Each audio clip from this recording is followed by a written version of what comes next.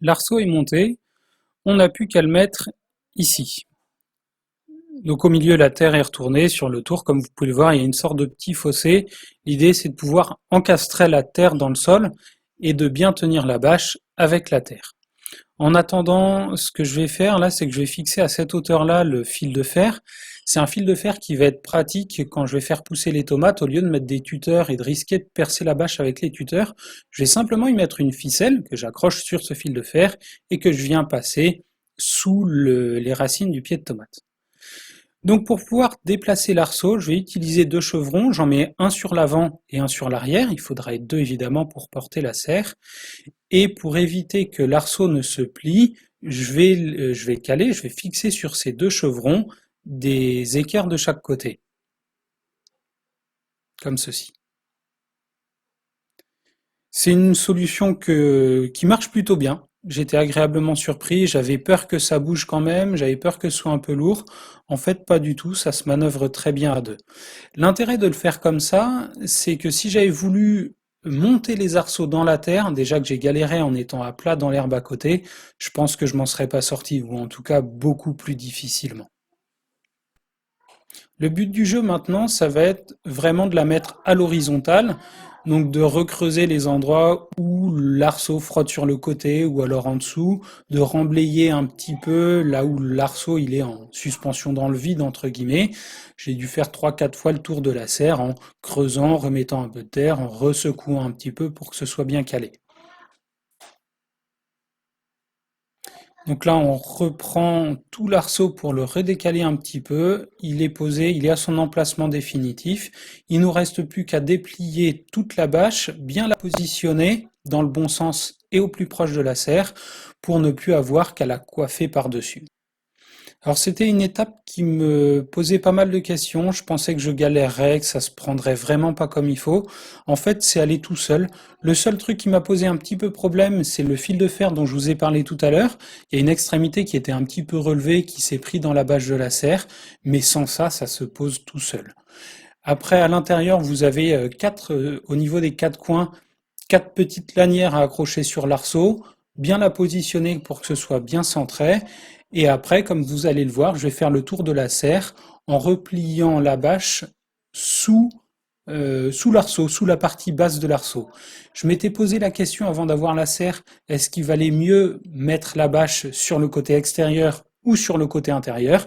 Et en fait, vu qu'il y a l'arceau qui est fait pour le maintenir, et en plus sur l'intérieur on a des petits scratchs que je vais vous montrer dans un instant, il n'y a pas de question à se poser, c'est dans ce sens-là qu'il faut le faire.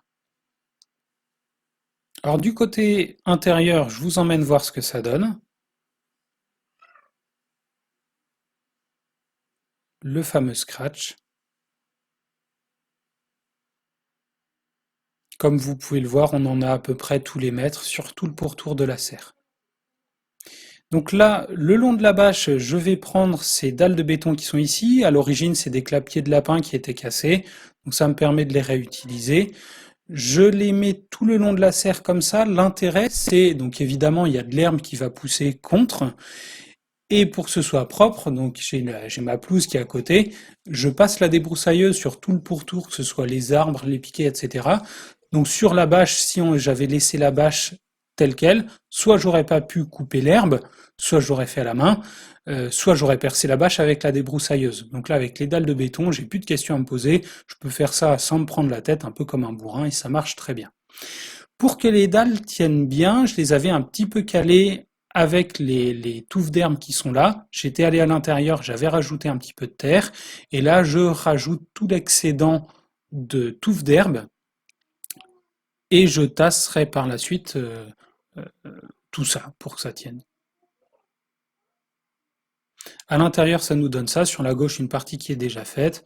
Là, vu que la terre est retournée, ça se fait vraiment super bien, contrairement à dehors où c'est un peu la galère. La terre qui est là, c'est de la terre que j'ai récupérée dans mon potager. Et en même temps que je l'ai positionnée à l'endroit de la terre, j'y ai rajouté, je l'ai amendé en fait, j'y ai rajouté euh, du compost, j'y ai rajouté du fumier, j'y ai même rajouté de la cendre. La cendre, je ne sais pas si c'est très utile. Il y en a qui le font, il y en a qui le font pas. On verra bien ce que ça donne. Tasser avec les pieds comme je le fais ici, franchement, ça suffit. Je m'étais demandé si j'arriverais à tasser assez fort, assez profond. C'est plus il n'y a pas besoin, je pense que plus ça aurait décalé les dalles de béton sur l'intérieur, ça aurait fini par faire un travail un peu, excusez-moi le mot, mais un petit peu dégueulasse. Et puis en même temps, comme vous pouvez le voir, ça permet aux enfants de jouer.